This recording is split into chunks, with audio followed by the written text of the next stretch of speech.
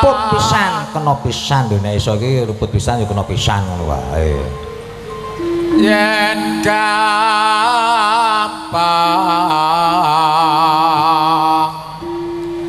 luwe gampang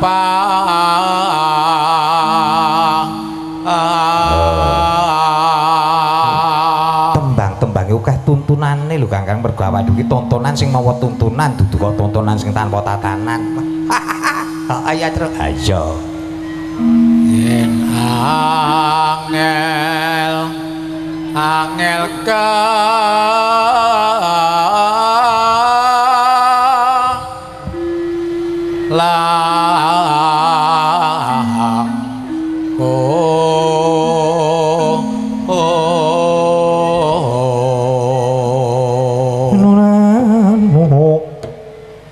tan kena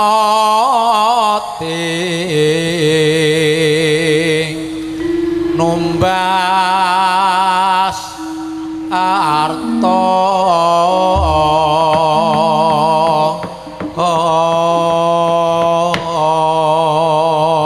monggo Mbak Endah ya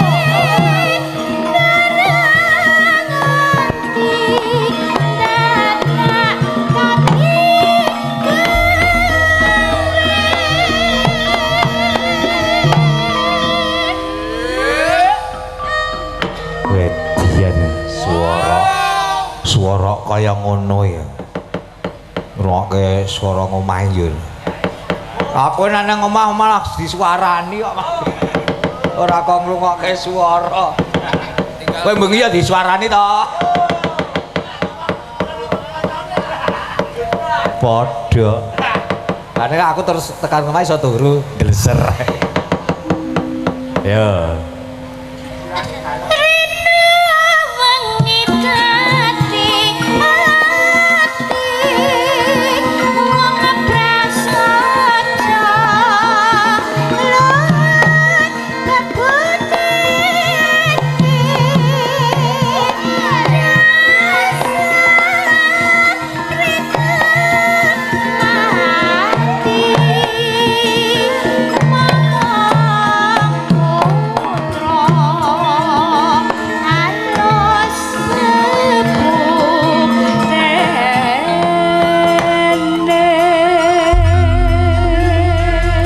garis waduh mundur garis ana wis digaris isih kon mundur Bagong iki senengane nembang apa Gong Slendra Sanga oh iya Slendra Sanga nembang apa pokoke iki sing mayar-mayar nek aku iki wis rasah paling mayar oh ngono iya langgam moh langgam lapar pen pepeleng lho pepeleng oh iya Sapa sing nembang? Sumi. Kendel nek karo Sumi. Endel aku nek karo kae kulino. Bawa. Sumi. Bawa 1000 kuda. Bawa 1000. Bawane kok 1000 kuda. Dadi rasa brengose ilang kok senenge raja. Rukun Islam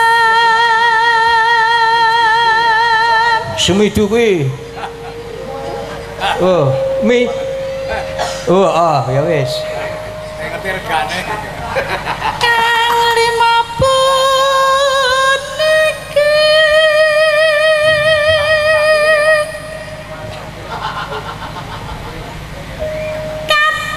kapindhakna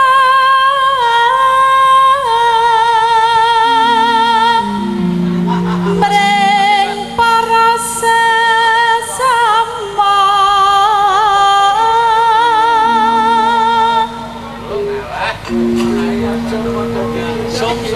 aja pada ditinggalke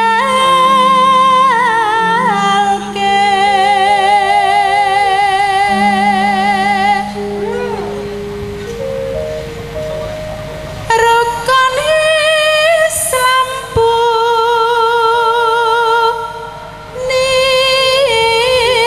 niku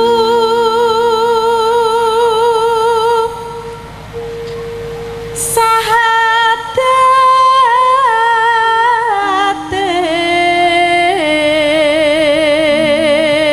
Nuneno. kang angka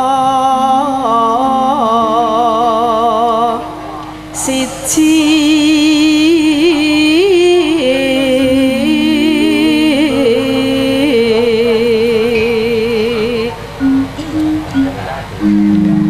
kang angka loro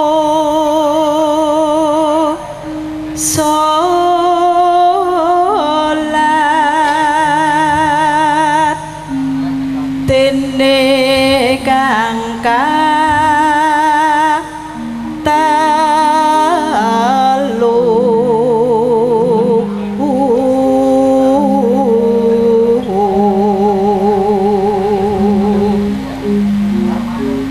Ramadan nindakno poso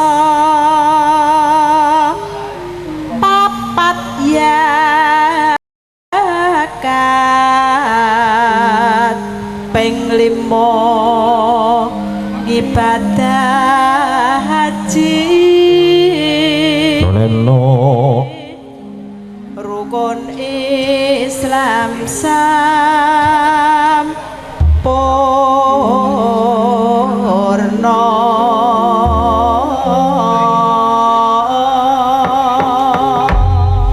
Yuk.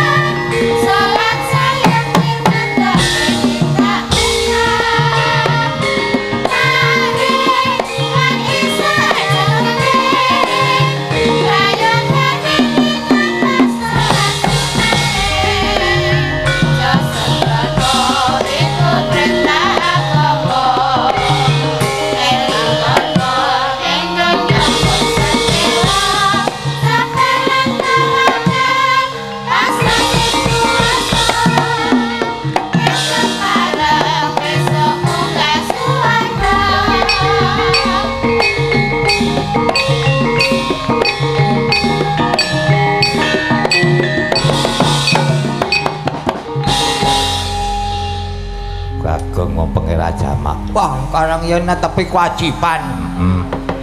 Kang Gareng. Ana apa, Truk? Ora suwe-suwe nek gojegan kurang prayoga. Ndoro Abimanyu kalau mbacotake lagu wis ditutke bapak. Yuk, ditututi ayo, Go. Ayo Kang Pedro ditututi. Wah, kadoan iki kok nek ora terus nututi rang.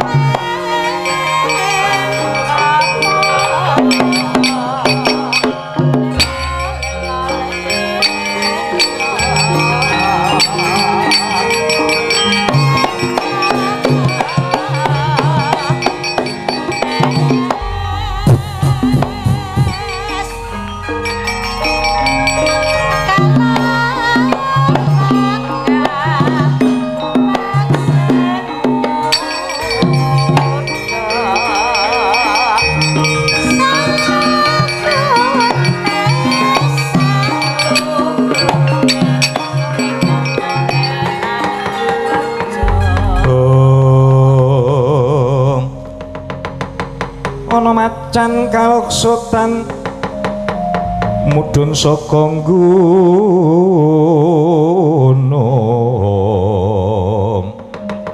angupaya mangsa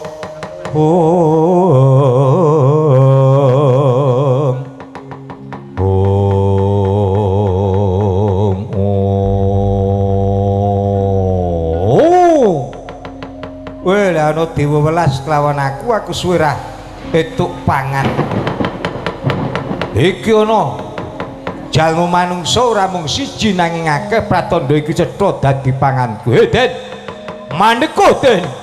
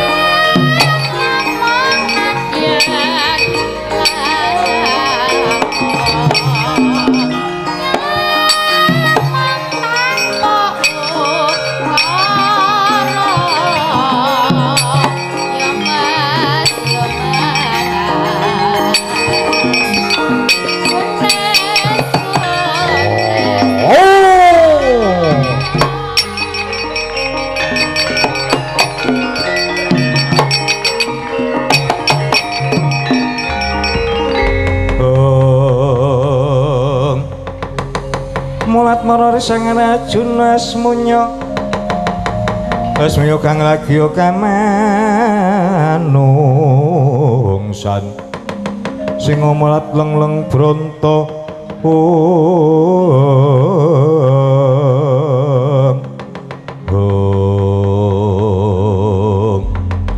Satrio mandek dhisik Satrio kowe macan bisa tata jalma iya jenengmu sapa kowe takon kawan aku iki Sardula Seta kowe Sardula Seta iya kowe sapa aku Satrio saka Tanjunganom aku Abimanyu lah kuwi sing kira kuwi sapa wah ngunekke malahan gareng sing gedhe dhuwur Petruk kantong bolong nah kae sing mburi dhewe kae sing matane kaya batre wak celoroti sisan kowe engko ngunekke matane kaya batre Bagong aku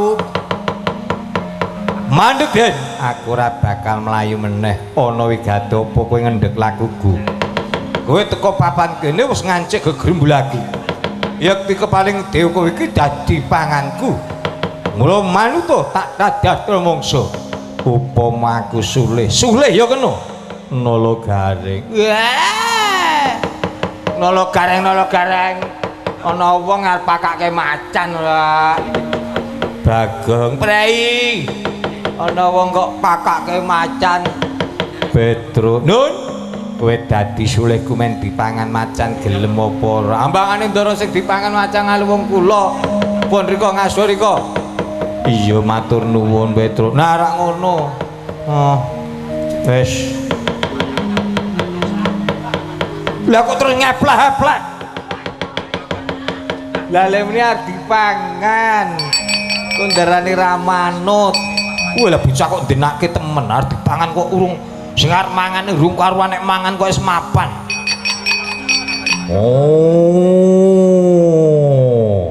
wow mbok gek wis wah lah kok diuyak-uyak mbangane tok nggo gereng ki sak suwene kowe gereng ki nyawaku wis mintilip-mintilip nang kene kok gek bres ngono gek leng ora kok lilo tenan karo patimu lilo wis gek panganan arep tok pangan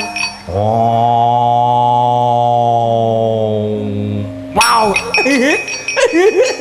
lah kok guyu lah keri lah kok keri sing ora keri ngendi wis kene iki niki lho kene iki tok tubruk terus guluku glundung mati aku wis gek terus tok bedhete nganggo kukumu kuwi bocah kok ndenake temen iki. Dipangan saka ngendi-endi gelem. Oh. Wow. Lah kok guyu? Lah kon gulu terangane ya keri. Lah sing ora keri nggon ngendi? Kene iki lho. Iki lho. Ngendi? Iki lho nyenil iki lho. Lho iki lho. Wah, kono kuwi ya iki kene nggon pokoke nggon nyenil iki. Kene iki panganan aku iki tok ceplus. Wes mesti mati aku. Oh. Wow. Wah, bodonge mak kedul. Sekarang wis suwe ra mambu banyu. Agene ya gebras-gebras. Kowe sapa? Aku mau Petruk. Semingkir Petruk bendaramu tak tadai nek iso sakarku.